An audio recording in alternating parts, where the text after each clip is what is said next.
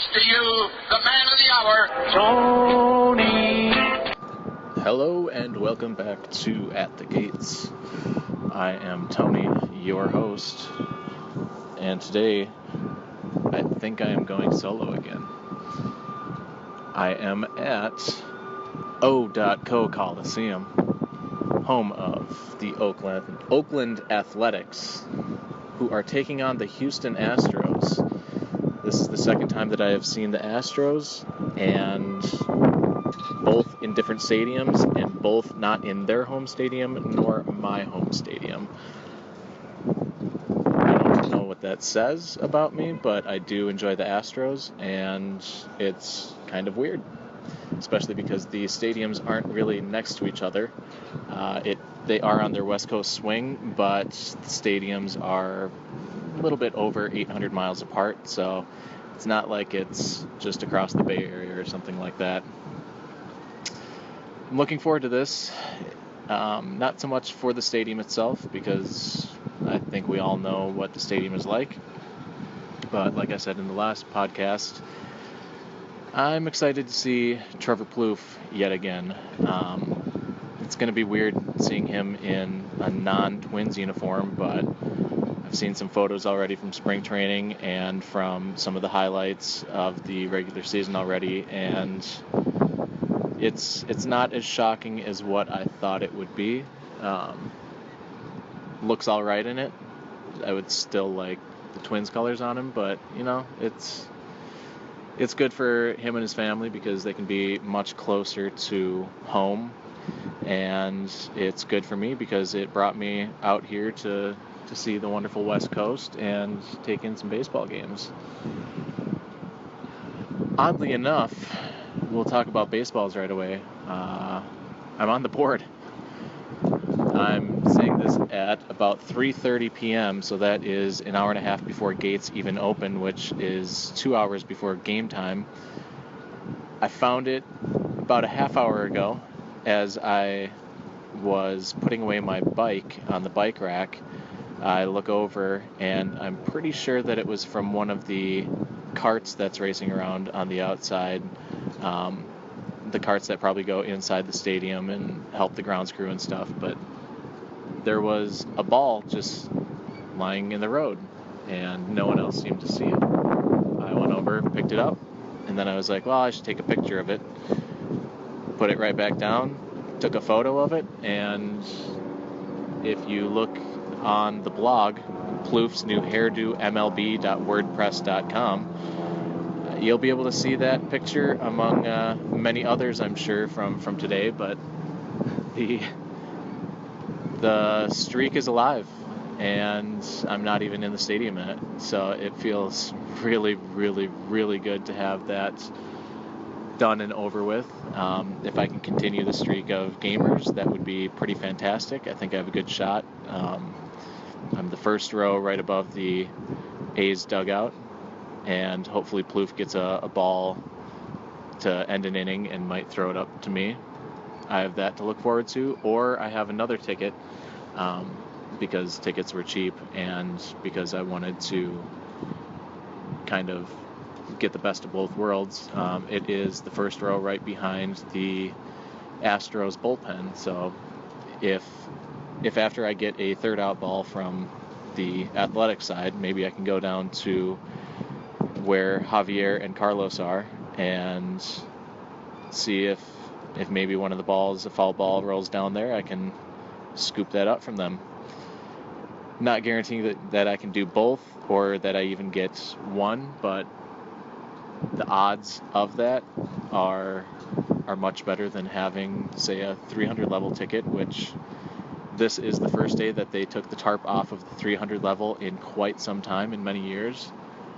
From what I understand, they are selling those tickets at a semi-low price, but enough where they can raise money for some help. I think that it is going to some type of children's charity, maybe for schooling, or I'm not quite sure. I'd have to look that up, but it sounds like the A's are trying to work with the community and kind of use that dead space that otherwise would just be covered up with weird tarps that are big banners.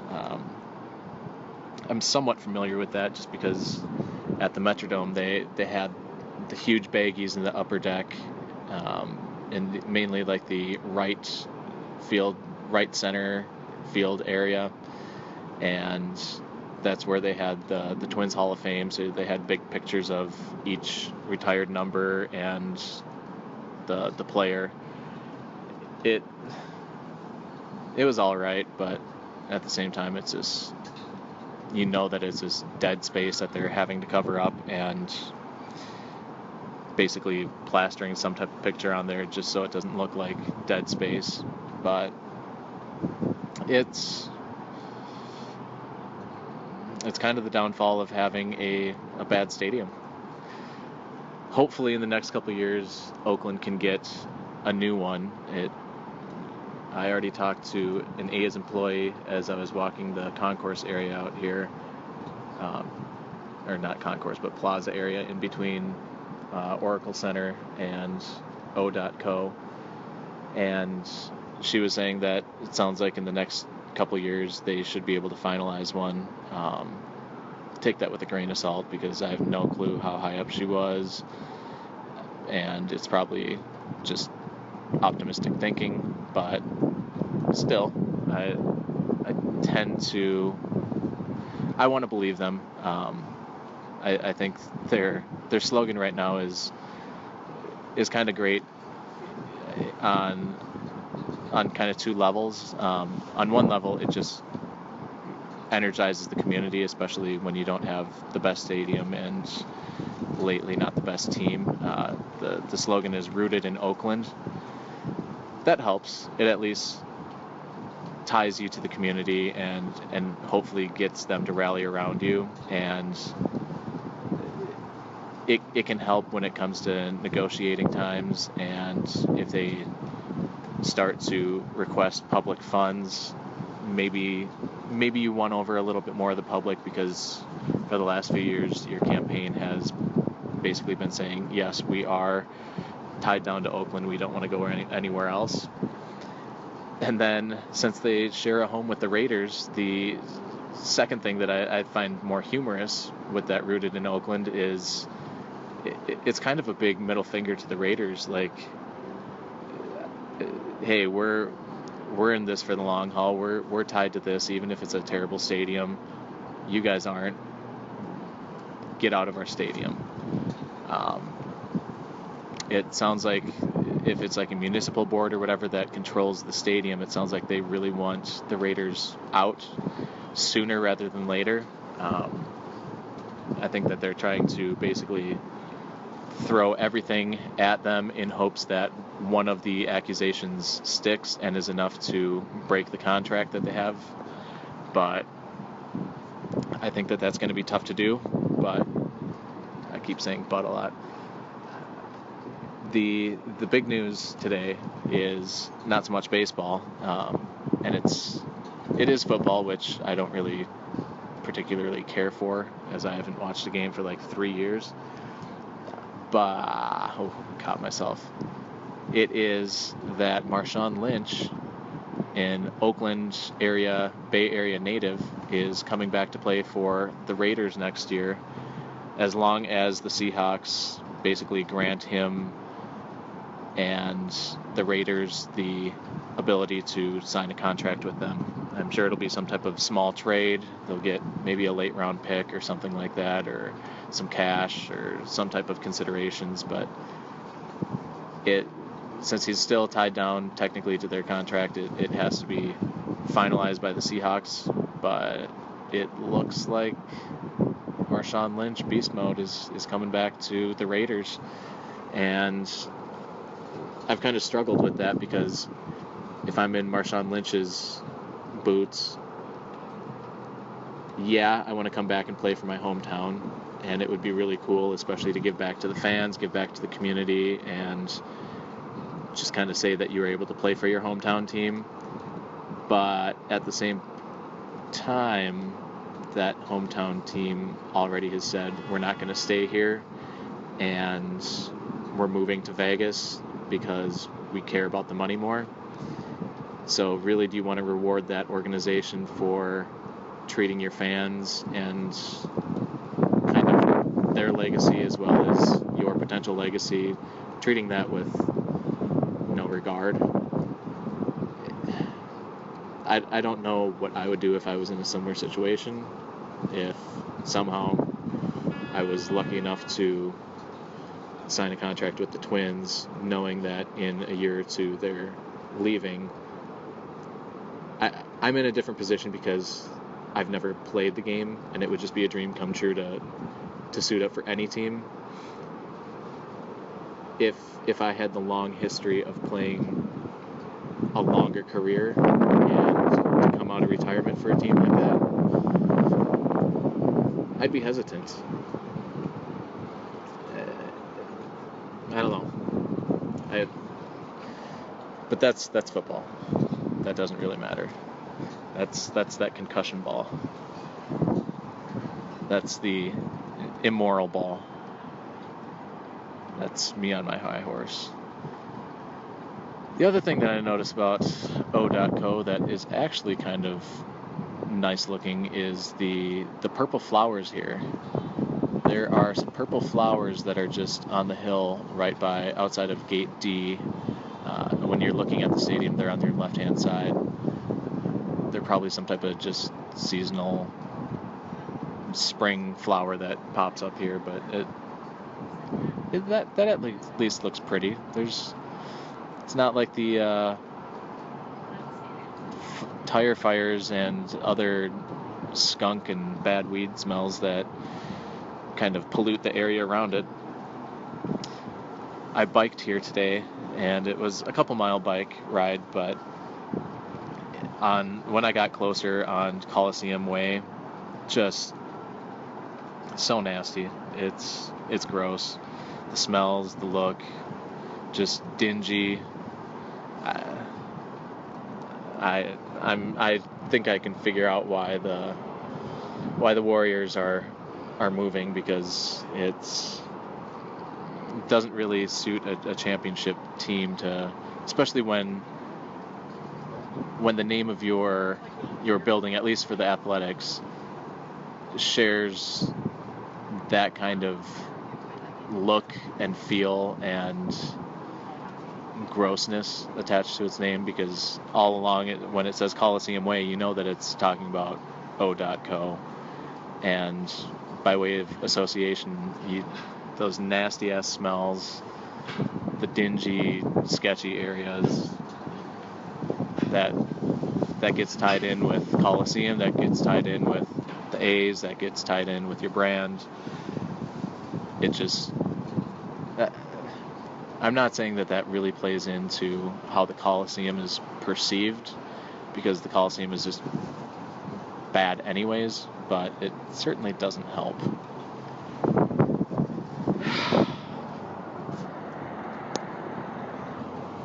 It's only 3:49 p.m., which means it's 5:49 p.m. back home.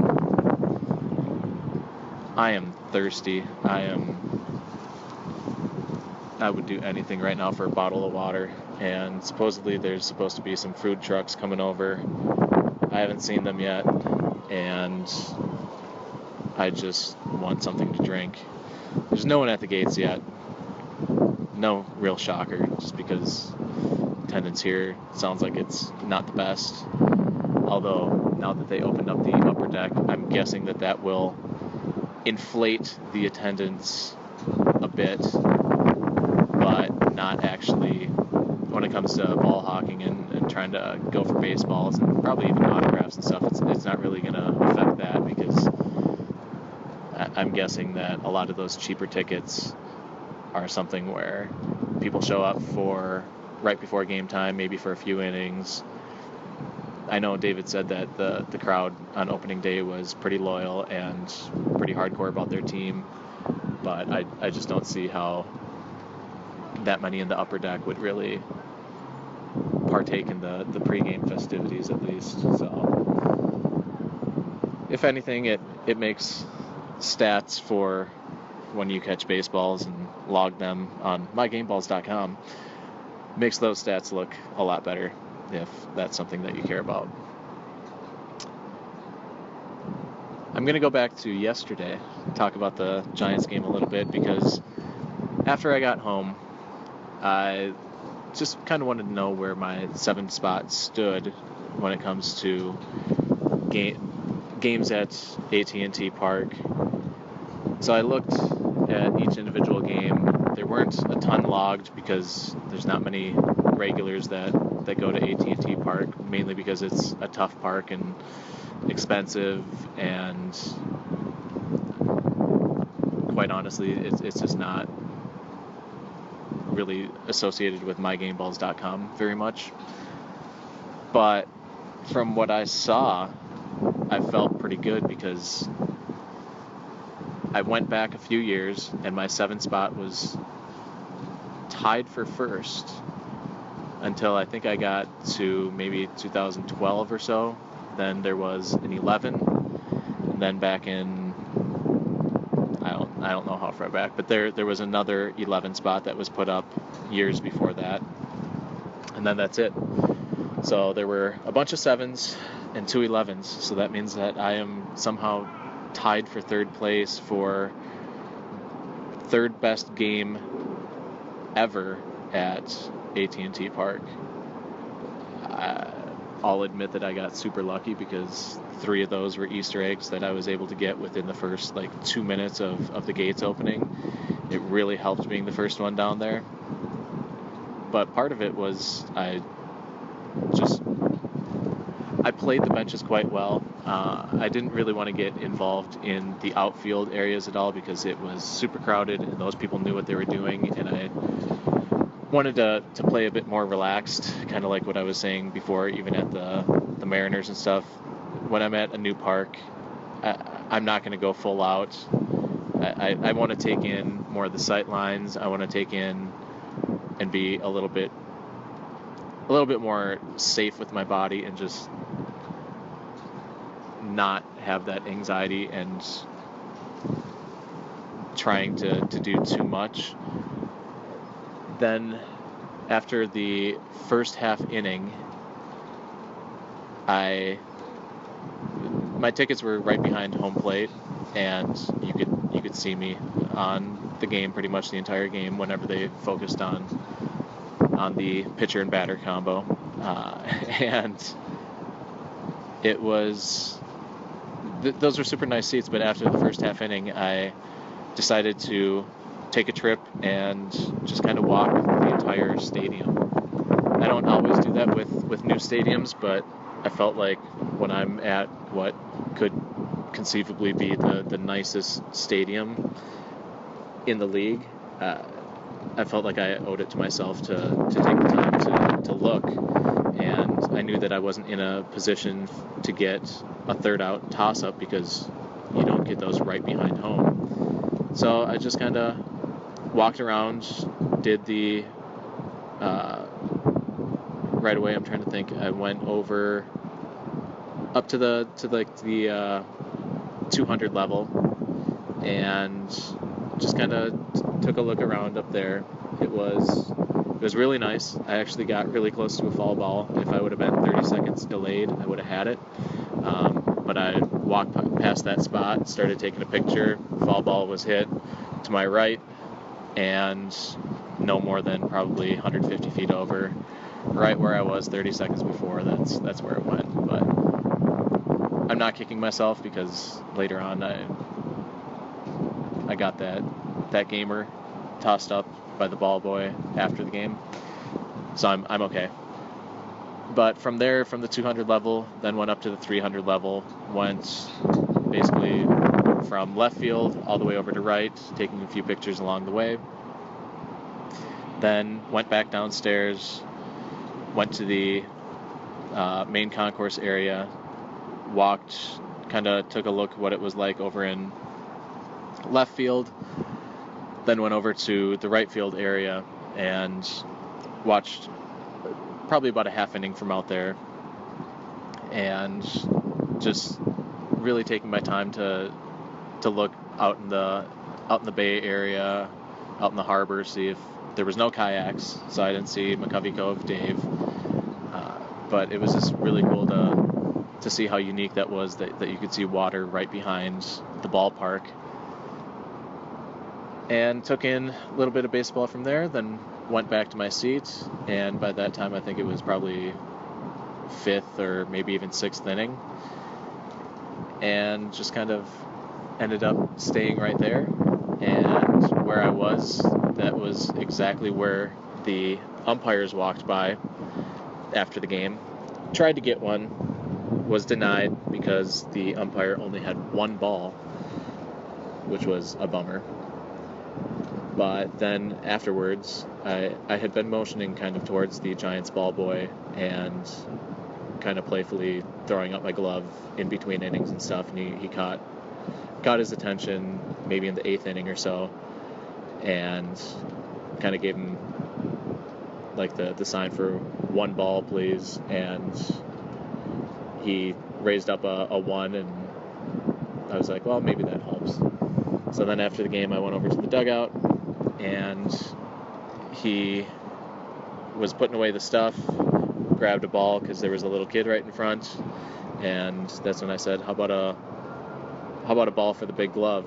And he looked over, kind of smiled, so he grabbed 3 balls, because then another little kid came down, gave it to 2 little kids, and gave one to me. So I'm shameless when it comes to that. I'm okay with getting a ball. So got that. That was the 6th one of the night. Then went over to the Rockies dugout and had my sign out that said 4,500 mile road trip, Minnesota to Seattle to San Francisco to Oakland and back home again. And the security guard saw that and looked at me and was like, sorry, I don't have a ball. But then the ball boy came out for the Rockies, had 2. Actually, sorry, I take that back. He had none. But then there was one that I had pointed out that was still sitting right in front of the bench where the front bench right by the screen where most of the coaches sit. And he saw that, looked up at us, and there was like 3 of us. And he was like, well, I don't want to decide. So he gave it to the security guard. He was like, here, you can give it to who you want. And the security guard looked at my sign again. He's like, well, I can't deny the guy who traveled 4,500 miles for it. So that was the last one of the game. Maybe that same sign will work for me tonight. Otherwise, I have another sign that says the power of the Plouffe. That pretty much wraps it up. I'll give a nice wrap-up and summary later on. What I might do is do a 2-part summary, do a quick one of post-game, and then maybe one while I'm on the road tomorrow, just kind of giving my recap of exactly how the trip went, and do some stadium ratings, something like that. I don't know. We'll see. Something fun. But the plan is, after the game tonight, hopefully it gets done and I'm out of here before 11. Can get home at or get back to the Airbnb at about 11. Then take Evie and drive out to Reno, which is a little over 3 hours away. Hopefully I can get there in about 3 hours. Stay in a hotel out there, and then it's 25 hours to home. And I'm thinking that if I can wake up, so probably go to bed somewhere around 2, wake up at 6, which sounds dumb, and it is, but get up at 6, then drive for about 20 hours, which, doing the math here, would keep me going until 2 a.m., but really, depending on where that is, I think that might be like Chamberlain, South Dakota. That could be also 2 time zones ahead, so that would be putting me in at 4 a.m.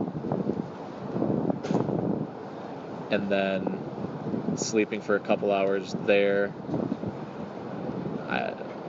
I would like to in a hotel, but if it's too late for a hotel, then I guess I'm going to have to do a rest stop or something, and then drive the 5-ish hours home to Minneapolis. I'd like to also get up at, well, probably more like 7 a.m. Central then. Shit, that sounds terrible. And then get home at about noon. And yeah, it sounds foolish and rough, but I just want to get home as quick as possible to be able to basically collapse whenever I want to, and also maybe to try to celebrate a little bit of Easter with my family if I can.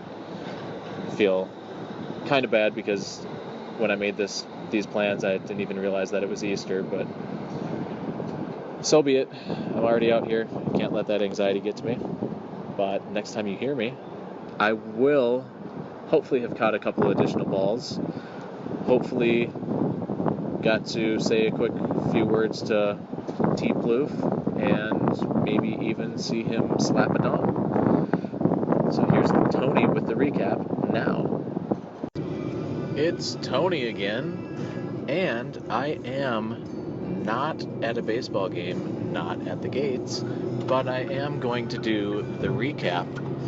I am driving right now, and about little under 40 miles outside of beautiful Sacramento, California, the capital city of California itself.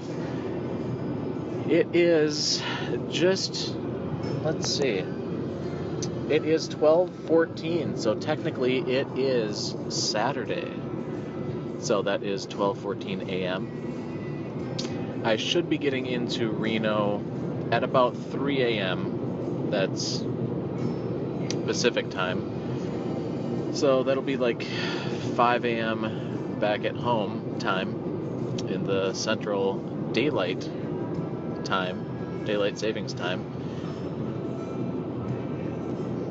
The game was a mixed bag as far as action goes. Started off with a home run and a 1-0 lead by the Athletics. Then they gave up 7 unanswered. And then capped it off with a Trevor Plouffe home run in the 9th inning. So, sandwiched between 2 solo home runs were enough by the Astros to win 7-2. But the good news about that home run by Trevor Plouffe, that was his first as an Athletic. So that is pretty cool, especially to say that I was there, and it wasn't just at a field that was close to Minnesota. It was at the new home field of Trevor Plouffe in Coliseum. Decent day at the ballpark. Like I mentioned in the first part, I got one well before gates even opened, and really I have no clue what the story is behind that ball, but I'm going to count it. I mean, it was a baseball at a MLB stadium that was before a game, and it's an official Major League Baseball, and it looks like it's not like a pearly one that was just dropped by someone. I mean, this still could have been dropped by someone, but it very well could have been, like I said, from those carts that were driving outside, or who knows the full story. Just like I don't know the story behind all Easter eggs, I don't know the story behind this one, so it's a weird Easter egg, but it's still one nonetheless. And the rest of the time, when I got inside the stadium, ended up getting a few more balls. I think about 3 others through toss-ups, and then another really random ball that I got that was, again, gonna count as an Easter egg. I have no clue how. I lucked out on this trip between the Giants thing that I explained already about 3 right away in the gates, and then finding one in the parking lot before the athletics game, and then this one. I had my glove on the big one and trying to get the attention of some of the Astros guys because they were taking BP, and then I feel this weird like tap on the back of my foot. I hadn't seen anyone throw a ball, and I wasn't even sure what it was. It kind of felt like it could be a ball, but I was like, that would be weird because I didn't see anything. And so I just kind of looked down, and sure enough, it was a ball, and it looked like a game-used ball because it was nicely mud-rubbed and not... It didn't look like your typical BP ball where it's either a pearl or when the catchers throw it around, it's just all black and kind of not like greasy, but like just from the oils of the glove and all the leather hitting it, it's that weird black, smooth type of thing. But this is mud rubbed, and I look up, and there's some people behind me, but they're at least 5 rows behind me, and they're oblivious to anything. It didn't look like they lost a ball. It didn't look like they saw where the ball came from. I kind of look around some more just to make sure that I'm not losing my mind and no one's saying, hey, I dropped a ball. So I pick it up and hold on to it. And just like that, I have 5 for the day. And that was pretty darn good. I still really wanted to get a gamer of some sort. I was playing for third out toss-ups because, like I said, I was right above the bench. But unfortunately, if you're in section 122, not much of that is actually behind the A's dugout portion. It's still behind the A's dugout technically, but that's more of like the grounds crew area. That's their end. They have the other 2 sections. The A's do have the other 2 sections. I think it's 120 and 121. So that was a little bit interesting and frustrating. And I got a bunch of the guys to look at me. I got their attention, but no one was throwing me a ball, which was a little bit frustrating. Oh, and I should actually back up. During warm-ups, so after BP, but during the warm-up portion, Plouffe came out, threw around a ball, didn't see until the last minute, looked over, and then he threw a ball towards me, but unfortunately the aim was a little bit off, went to my left, that end I didn't have my glove on and ready, which is a rookie mistake, but we still make those sometimes. I'm going to blame it on the fact that I was talking to a couple from Montreal and not really paying attention or thinking about ball hawking at that point. But the fact that I didn't have my glove on and that it went to my left, someone else ended up with it. And I was a little bit bummed. He looked a little bit bummed, like, dang it, you didn't get it. That's my bad. So, unfortunately, that wasn't number 6. But I finally did get number 6, and it was a gamer at, let's see, the end of the top of the 7th. And it was a Marwin Gonzalez ground out, and Ryan Healy ended up with the ball, the first baseman, and as he came in, he tossed it up and over directly to me. So that was pretty darn cool, especially because that ball, I could tell that it had some grass stains on it, and I noticed that I don't believe that it was taken out of play after the double hit by crap. Now I'm forgetting.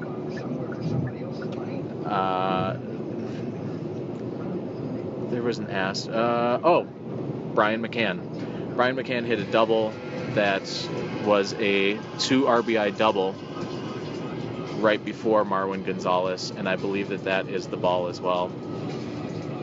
It's also a little bit interesting because this ball looked like it was in play for a little while because there wasn't much left in terms of mud on it. So I don't know if maybe the Athletics don't mud rub theirs as much as other stadiums, but this was not nearly as muddy. And sometimes I get a little bit skeptical, like, was there a switcheroo? Because sometimes first basemen do that. But I kept my eye on the ball and noticed that he did not take the ball from the coach yet. The coach didn't throw it, the warm-up ball to him. So it wasn't a switcheroo. It was the ball that was used. So unfortunately, my streak of 7s came up short. The lucky number 7s, it could have been 777 on this trip, ended up being 776, but I am not going to complain at all. 20 balls in 3 games is a decent run of 3 games, no matter where you're going. It would be good if I did that at my normal field of Target Field. It would be good to put up any field that you're a regular at, but to do it in a hard area like the Bay Area and also 3 new stadiums to you is, I think it's respectable. It felt really cool. Felt really nice to not have to put all of my effort into ball hawking and yet not regret getting a decent total. So I think I found that balance of doing just enough to put up respectable numbers as well as being able to enjoy the rest of the experience, the new stadiums, the atmosphere, and just taking in more than just ball hawking. I will admit that I didn't wander the stadium at the Coliseum nearly as much as I did AT&T, but I've seen enough concrete stadiums in my life. I went to the Dome for the majority of my Twins games experience so far in my life. I know that they're not exactly the same, but there wasn't much to see in that concourse, and I didn't think I was really going to find anything all that great. So I was happy just kind of sitting in my seat and taking it in almost like a normal spectator. And like I said, talking to that couple from Montreal. We talked a little bit about Montreal getting their team back, and of course some hockey, because, you know, Canadians, especially the French Canadians and their hockey, they love it. And then we just talked about kind of road trips and what stadiums they had been to, and that was nice. It was cool to make some new friends, at least temporary friends, and overall the experience was really cool. And am I forget? Oh yeah, I almost forgot. I really didn't forget. After the game, Plouffe came back over, and it was unfortunate because it was a loss, but there was a little bit of excitement because, like I said, in the 9th he hit a home run and came over towards where I was sitting and popped his head out and then tossed up 2 pairs of batting gloves for me. One is the traditional kind of Under Armour that he had worn before, but this time it's mainly white with a little bit of kind of the Athletics Kelly green type of color, although it's a little bit darker. It's almost like a forest green type of deal. I believe that the Under Armour logo is that color. And then the other ones were Franklin, oddly enough.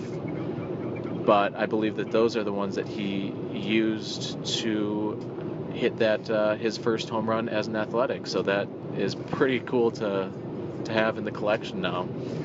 So 20 balls and 2 pairs of batting gloves and memories for a lifetime, as well as being able to share a unofficial baseball experience with my lovely daughter dog Evelyn, is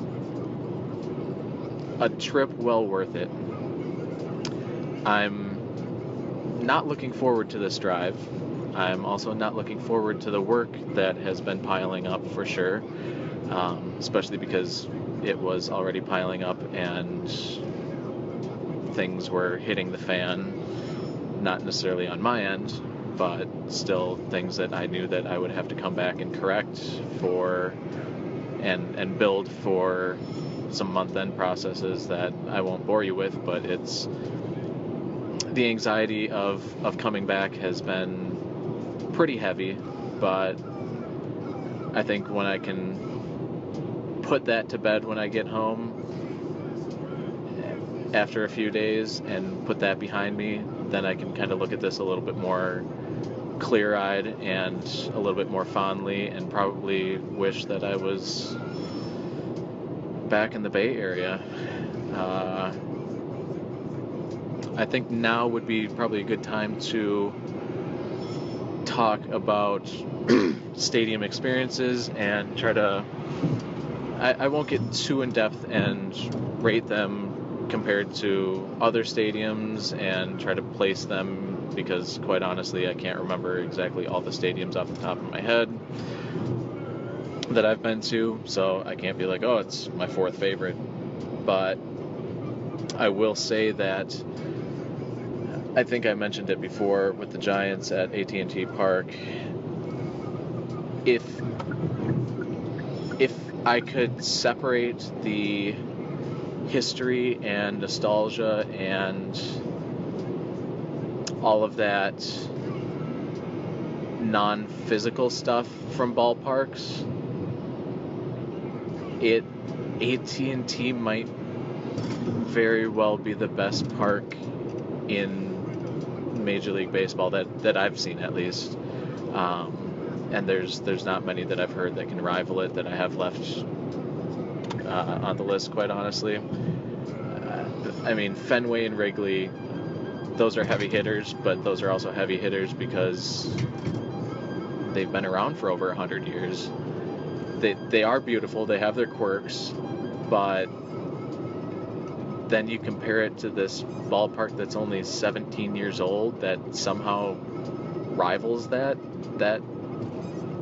speaks volumes. It's crazy. And just like Oriole Park at Camden Yards, it's kind of cool because you have these new ballparks that are modern retros, so they really kind of take influence from the old stadiums and aren't just cookie cutters, aren't the domes of the 80s and 90s, they aren't the kind of typical, I don't know, just cookie cutters of any era. They're unique. They do borrow from retro ballparks, but they're not just blatant ripoffs. They're like Frankenstein parks, where they took good things from old parks and even some new parks, but didn't just copy them word for word. They made it their own. And I mean, the fact that you have these parks that are, like I said, 17 years old, or in the case of Oriole Park at Camden Yards, I think 25 years old, that can rival ballparks that are 4, 5, 6 times older. It's really cool, and not just rival those, but still blow the new ballparks out of the water. When everyone was trying to build up Target Field and trying to say, when even major publications, when they came in and said, oh, this is the new best ballpark in the MLB, admittedly, I got caught up in it. I thought, oh, if all these experts are saying that it's this good, it must be this good. And it's kind of like a new car. You get super excited about it and you think that it's the best thing in the world, but then that luster starts to wear off. You see a little bit more clearly, and especially when you visit other places and you see what's really out there, it kind of puts it back into perspective. I think Target Field still is definitely a top 10 ballpark in the MLB. It might be a top 5. I wouldn't want to try to rate that right now, but it's somewhere probably around 4 at the highest, 10 at the lowest, somewhere in there. But like I said, AT&T, that's a top 3 ballpark, and you eliminate all the other non-ballpark specific stuff like history and that stuff, just structurally and for viewpoints, it's I don't want to say it's my favorite, just because I don't think I can be that definitive, and I'm gonna have to let it sink in a little bit more, but it very well could be. I think I'm riding that high, and I think I'm gonna say that today it is my favorite. So that's a long-winded explanation for AT&T, but when it comes to Safeco, I think that is easily the number 2 ballpark on this trip. You'd have to be an idiot to think otherwise. Mainly, you'd have to be an idiot to think that it would be something other than number 1 or 2, because number 3 is pretty obvious. But in the case of Safeco, I didn't see as much of it as I probably should have. I still did try. I went up to the 300 level. I went some other places, but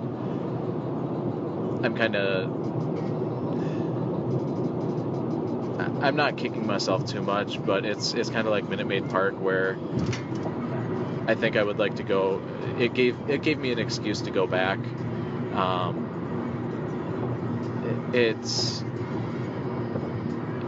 I think it's probably a similar ballpark to Target Field, where you know that it's a top 10 ballpark, but you just don't know where between 4 and 10 it sits. The other thing that I'm a little bit bummed out about is that the Griffey statue outside just got unveiled either yesterday or the day before, and I think it was technically yesterday. I don't know, just because of the weird times. Now I'm second guessing myself. Anyways, very recently. So it was only a couple days after I was there.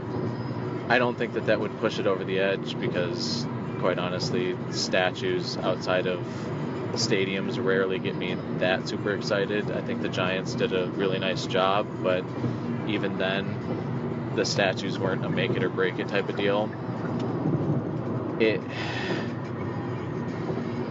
Safeco was...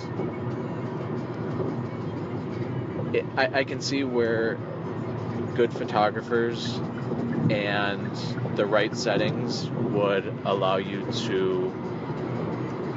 It allowed me to kind of pump it up in my mind, because I had seen all these beautiful, gorgeous shots from Safeco. And I think that exists, and I think that there can be times when that happens. But being there, it made it more real, and unfortunately, the more real it got, the more not. It definitely isn't bland, but the more it seemed like a ballpark rather than some magical, mythical place. It's not really a fault of its own, but it's a reality, and I think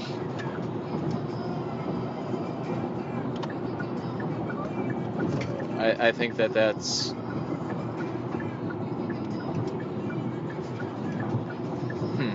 I don't know how to. I don't want to talk myself out of it, but I also don't want to hype it up more than what it should be. So I think I'll go back to the Target Field comparison. I think both Target Field and Safeco, for a new person, will instantly, they will think, oh, this could be a top 5 ballpark. And they're not entirely wrong. But I think that if you go to that stadium more than a handful of times, that luster will soon wear off. The other thing that I will admit is the Giants, for a long time now, have had really good attendance. It helps that they've won 3 World Series recently, and they're still not a bad team. They haven't lived up to the high expectations of, winning a World Series every year or every other year, every even year, yeah. But they can still pack the house, and I can see where maybe a packed house at Target Field or Safeco could make the atmosphere feel more conducive of it being a nicer ballpark. But when both of those are a little bit more empty, it becomes more apparent what the ballpark is, and like I said, it just loses just a little bit of its luster. It's still a very good representation of what ballparks should strive to be if you want to make a new one. But I think that the more and more new ballparks that happen, the more likely it is for these ballparks to come down to earth a little bit more. But where I see something like going back to AT&T, they have gone through that period where new ballparks are being created, and they haven't moved down. So that, again, not to dwell on AT&T, but if that happens, that really does say something about your ballpark. So I think that Safeco was good. To me, it's a little bit better, slightly better than Target Field. Maybe that's because I was new there and it still kind of looks shiny and I looked at it through rose-colored glasses. But it is what it is. Then O.Co Coliseum.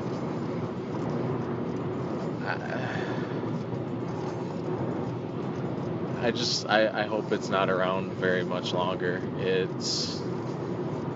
I talked about it before, but the area that it's in is trashy. The structure just looks bad. It's fitted for a football team, which will no longer exist there, but really wrecked what should have been a little bit more longer lasting field for baseball, or just it shouldn't. There's no looking out of it. It feels like you're in. It almost feels like you're in a sewer. Like you're a couple feet down trying to look up, and when you're in that sewer, you're not going to be able to see nice sight lines. All you can do is kind of look up, and you can kind of see some sunlight, you can kind of see some clouds, you can kind of see things above you, but normally those things above you aren't going to be anything different from ballpark to ballpark than what the weather is that day. So like I said, clouds and the sun and or the moon and stars or whatever, that can only be so exciting. You're not going to have a nice view like you do in Denver. You're not going to have that backdrop of the bay like you do at AT&T. You're not even going to have, like Target Field, just the skyline of Minneapolis. You're not going to have the Busch Stadium arch in the background. There was nothing. And I know that Oakland as a city really doesn't have much either, but you're still somewhat close to water. You still have the hills in the background. You can make something work, at least a little bit better than just seeing these empty seats in the 300 level that just showcase how little number of people care about the team. That's not to say that the fans that they do have are bad.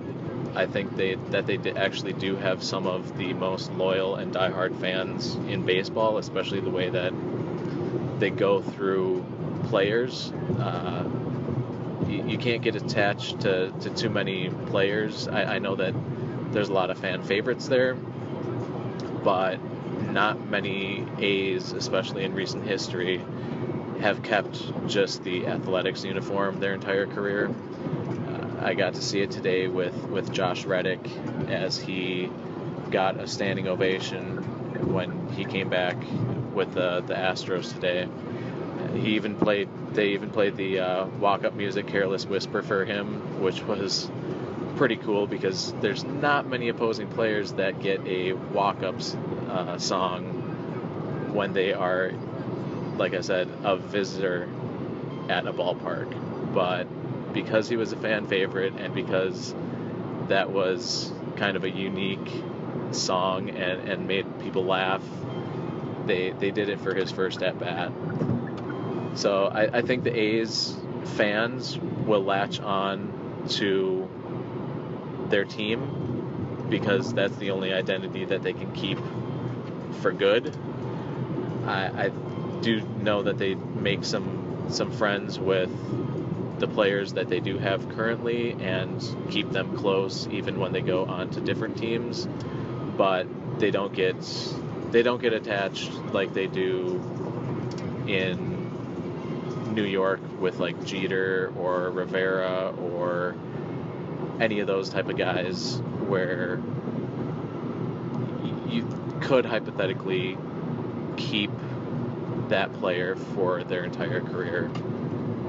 It's unfortunate because they do deserve someone like that, and they've had many greats that get retired or that have their number retired as an Athletic, like Rickey Henderson, who had multiple stints with the A's, but they didn't get to see him play his entire career there.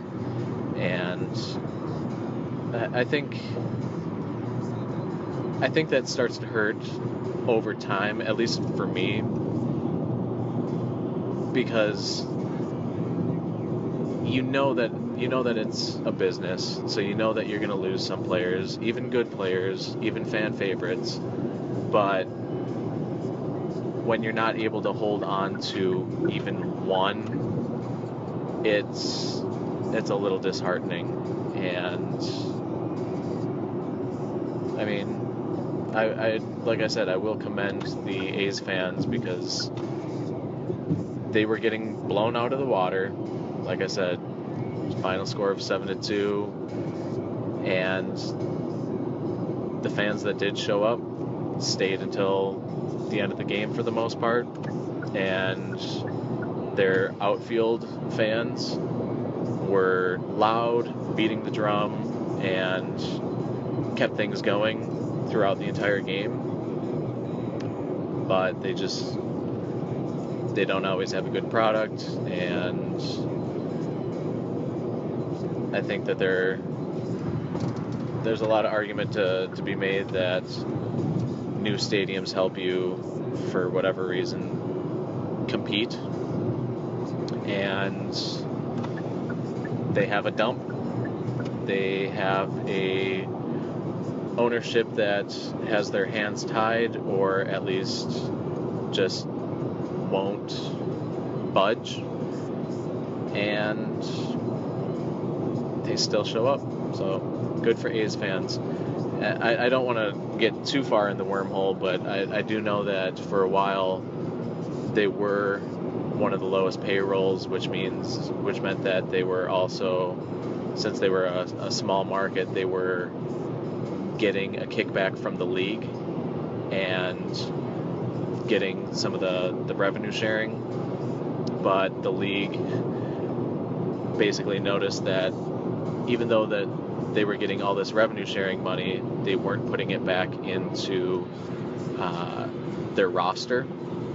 So I think that they basically made a rule, or firmly told the Athletics, hey, if you're getting this money back, it has to go into spending it on players. You can't just profit on being a team basically getting welfare from the league.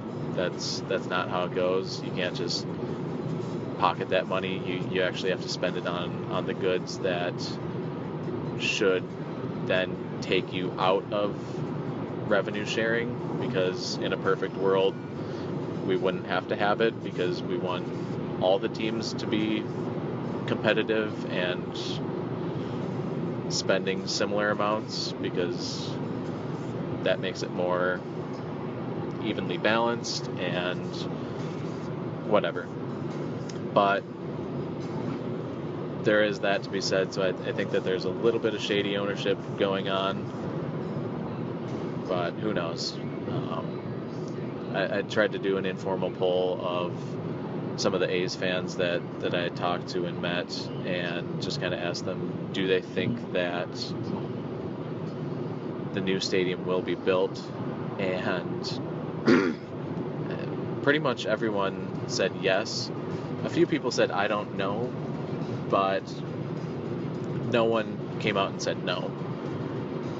So I don't know if that's just because, like I said, A's fans are loyal, or if it's something that they truly believe that it sounds like they're on the right track.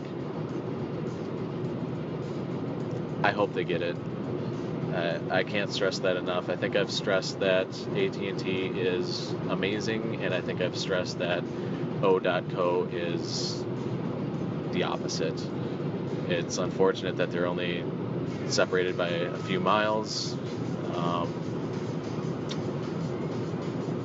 I won't say that O.co is definitely the worst, because I think that I still have a few different ballparks to visit. Tropicana being one of them that could be quite terrible, because, like I said, I remember what the Metrodome was like, and I know that Tropicana is very similar. But right now, there is no way that O.co is anything better than a bottom 10 in the league. I would say bottom 5 as well. Probably bottom 3. Likely bottom 2. So, I guess until I see the rest of them and can make a little bit more informed decision, and in a perfect world, things would be static, or not static. They'd be firm. I don't know. My head's gone, and it's going on 1 a.m. Pacific, 3 Central. But there would be no more new stadiums that open, and that way I could just say each team in the league put what they rank as and have a definitive list, but that never happens. There'll always be new ones to visit, so my list will be forever changing, and that's the double-edged sword that we live. So I think that appropriately ends the rambling. This extra 40 minutes of chatter was also done so that I stay awake. So thank you for keeping me safe. Thank you for keeping me awake. And I look forward to doing many more of these this year. And if you have any questions or would like to suggest anything that I talk about, let me know. You can do that on, Instagram. The entire name is @TheGatesPodcast. Or you can do it on Twitter. It is The Gates Podcast, but the @ sign before it makes it look like kind of @The Gates Podcast. Make sense? Or you can always actually just email me. Maybe I'll start checking it @TheGatesPodcast@gmail.com. But until then, this show, this episode, the unofficial sponsor is not Monster Energy Drink, but Monster Soda. I just had one before I took off. Well, actually, I was driving, and right before I started this podcast. So it has kept me awake. It gave me enough energy to make it into Sacramento. And I think that's really all I can ask of it. So like I said, this is me signing off from California. I need to come back if I'm going to complete my 30 ballparks, 30 teams, probably more than 30 ballparks, because I still have both Dodgers and Angels, as well as the Padres left. But until I come back to California, I will be signing off. Thank you for listening. Sorry for the rambling. We love you.